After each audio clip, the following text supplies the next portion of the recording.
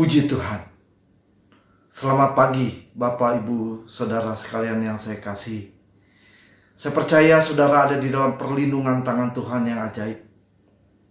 Pagi ini kita akan merenungkan kembali kebenaran firman Tuhan. Kita awali bersama-sama dalam pujian dan penyembahan. Tuhan selalu ada dalam setiap jalan-jalan kehidupan kita. Mari kita nyanyikan pujian ini bersama. Dia buka jalan saat tiada jalan.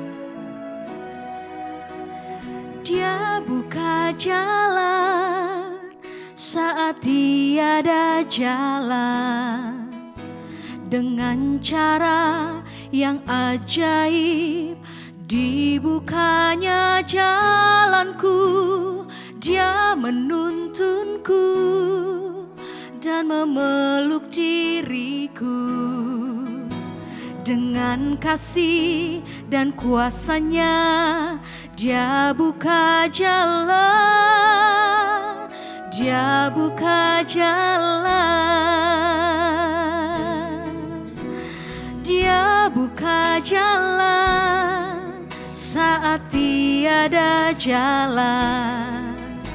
Dengan cara yang ajaib dibukanya jalanku. Dia menuntunku dan memeluk diriku. Dengan kasih dan kuasanya Dia buka jalan. Dia buka jalan. Di belantara Kau tetap menuntunku. Sungai di gurun ku temui. Langit bumi kan lenyap, namun firman-Nya tetap. Saat ini Dia buka jalan. God will make a way where there seems to be no way. He works in way we cannot see. He will make a way for me. He will be my guide. Hold me closely to His side. With love and strength for each new day, He will make a way. He will make a way. Dengan kasih dan kuasanya Dia buka jalan. Dia buka jalan.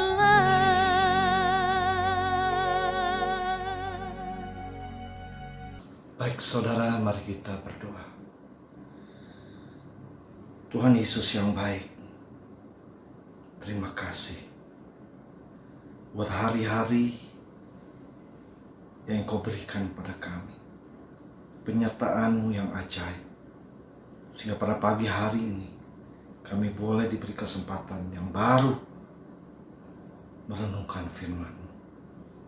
Biarlah pujian dan penyembahan yang kami sudah sampaikan boleh menyenangkan hati-Mu Tuhan. Terpujilah nama Tuhan. Roh Kudus, tolong kami untuk dapat kami mengerti lebih jauh lagi tentang firman-Mu, sehingga kami boleh menjadi lebih kuat bersama dengan Engkau.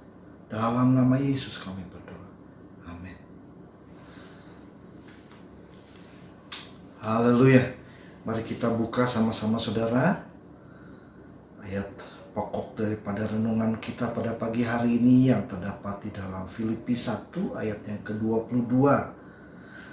Bagian A saja saudara ya. Saya bacakan untuk Bapak Ibu Saudara sekalian.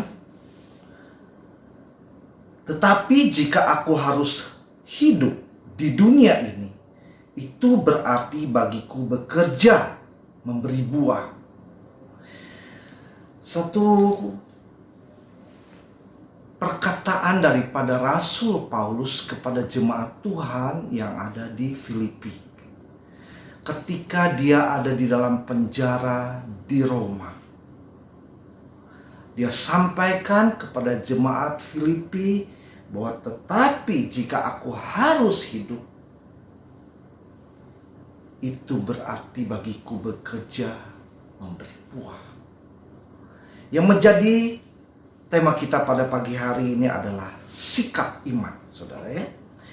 Firman yang tertanam, berakar, dan terus bertumbuh. Hidup adalah memilih, saudara. Ya, hidup adalah memilih. Apapun yang saudara lakukan, sejak kita bangun pagi, pasti kita harus memilih.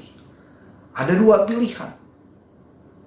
Ada kiri, ada kanan. Ada baik, ada tidak baik. Ada dua pilihan. Tetapi Rasul Paulus sudah memilih.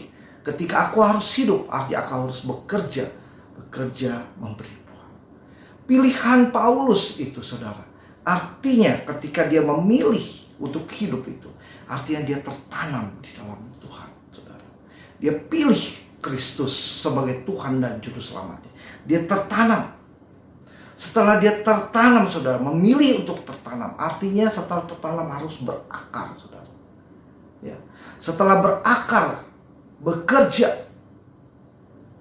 artinya bertumbuh, saudara.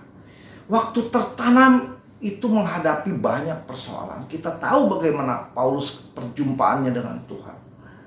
Ya, untuk tertanam menghadapi satu masalah dalam kehidupan Paulus. Ketika berakar pun, saudara, menghadapi tantangan di dalam kehidupan Paulus. Yang dikatakan dia ada di dalam penjara di Roma.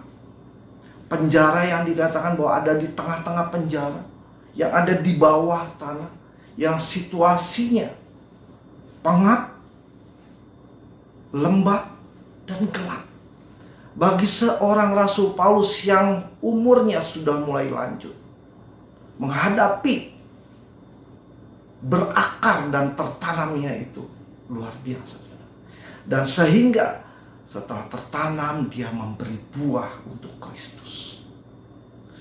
Mari kita lihat, saudara, sikap iman yang lahir daripada hubungan yang dekat dengan Tuhan. Intimacy with God. Ya, sikap iman yang lahir daripada intimacy with God. Yang meskipun dalam keadaan di dalam penjara, dia tidak mengeluh dengan keadaan. Tetapi yang ingin dia katakan sebuah perkataan, satu respon positif yang ingin dia sampaikan pada jemaat Tuhan yang ada di Filipi. Sebenarnya Paulus dapat menceritakan apa adanya keadaannya, saudara. Seperti mungkin kita bercerita apa adanya. Aku di penjara Romawi. Aku merasakan begitu dingin tubuhku. Mungkin pakaianku pun terbatas. Dan aku merasakan lembab dan pengap. Bahkan gelap aku di sini. Dia bisa katakan, saudara-saudara yang ada di Filipi, dia bisa katakan mungkin karena dia lahir di Roma, dia warga negara Roma. Meskipun dia orang Yahudi, dia dapat memohon pertolongan dari orang-orang tertentu untuk melepaskan dia dari penjara. Tapi dia tidak lakukan itu, saudara. Sekali lagi, karena iman yang lahir, sikap iman yang lahir dari hubungan yang intim dengan Tuhan. Dia selalu ingin mengedepankan, mendahulukan Kristus dari semuanya. Inilah Rasul Paulus, saudara. Dia tidak menjelaskan semua itu. Yang dia mau adalah kita baca, ya, satu pernyataan yang amazing, luar biasa. Filipi 1 ayat 12 dan 13. Yang dia inginkan dari dalam penjara itu, katanya. Aku menghendaki saudara-saudara supaya kamu tahu, jemaat Tuhan di Filipi, bahwa apa yang terjadi atasku ini justru, artinya sebaliknya, telah menyebabkan kemajuan Injil. Yang dia inginkan adalah Kristus dipermuliakan. Kemajuan Injil, berita Kristus, berita salib menjadi pesan bagi dunia. Sehingga telah jelas bagi seluruh istana, karena istana orang-orang Roma yang memenjarakan, dan semua orang lain, saudara dan kita semua, bahwa aku dipenjarakan Sepertinya Paulus itu merasa bangga, saudara. Meskipun di penjara, tapi Kristus menjadi bagiannya. Kristus menjadi keuntungan dalam hidupnya, saudara. Dia tidak mengeluhkan keadaannya, karena dia merasa bahwa Kristus ada bersama-sama dengan dia. Bagaimana saudara hari-hari ini menghadapi tantangan zaman? Sebuah komitmen umat-umat Tuhan, Kristiani, sekali Yesus tetap Yesus. Sebuah komitmen, saudara. Sehingga apa yang disampaikan Rasul Paulus menjadi perkataan yang sangat luar biasa bagi umat-umat Tuhan. Filipi 1 ayat 21. Karena bagiku hidup adalah Kristus dan mati adalah keuntungan. Satu perkataan yang lahir daripada situasi yang sangat menyesakan. Itulah ketika iman itu terus tertanam, berakar, bertumbuh, dan memberi buah. Satu perkataan-perkataan yang positif, perkataan yang mengguncang, saudara. Sehingga banyak umat-umat Tuhan yang menjadi percaya karena Paulus. Dan kita tahu, kitab Paulus adalah yang terbanyak. Buku Paulus yang terbanyak di dalam perjanjian baru, saudara. Pernyataan-pernyataan imannya itu menjadi bekal, menjadi kekuatan bagi kita umat-umat Tuhan. Dan pada akhirnya Paulus katakan pada jemaat Tuhan di Filipi 4 ayat 13 mengatakan, segala perkara dapat kutanggung di dalam siapa? Dia yang memberikan kekuatan kepadaku. Paulus menganggap dirinya nol, saudara. Tidak ada artinya apa-apa. Tapi Tuhan menjadi sangat berharga. Yesus menjadi sangat berharga. Sebuah pilihan yang sangat luar biasa.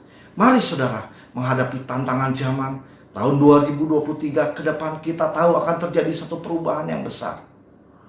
Tapi kita harus yakin, sebagaimana Paulus sudah katakan, bahwa dia akan menyertai saudara.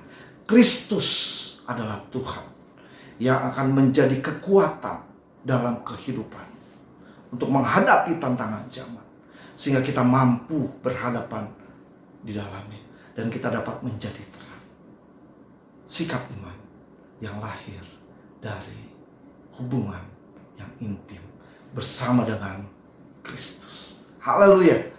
Saya percaya firman Tuhan akan menguatkan saudara, dan Roh Kudus jauh lebih menjelaskan, menerangkan bagaimana kita hidup bersama-sama dengan Tuhan. Terpujilah nama Tuhan. Mari kita berdoa. Bapa di sorga, terima kasih buat kebenaran firman yang boleh menguatkan kami untuk menghadapi tantangan zaman di depan. Sikap yang iman yang kami harus dapat putuskan, dapat sikap bahwa sekali Yesus tetap Yesus. Apapun yang boleh terjadi, iman tidak boleh tergoncangkan karena Kristus beserta kami. Terima kasih Tuhan.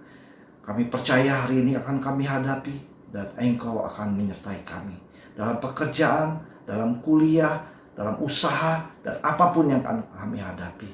Yesus beserta dengan kami. Dalam nama Yesus kami berdoa. Amin. Selamat pagi, selamat beraktivitas. Tuhan Yesus memberkati kita semua.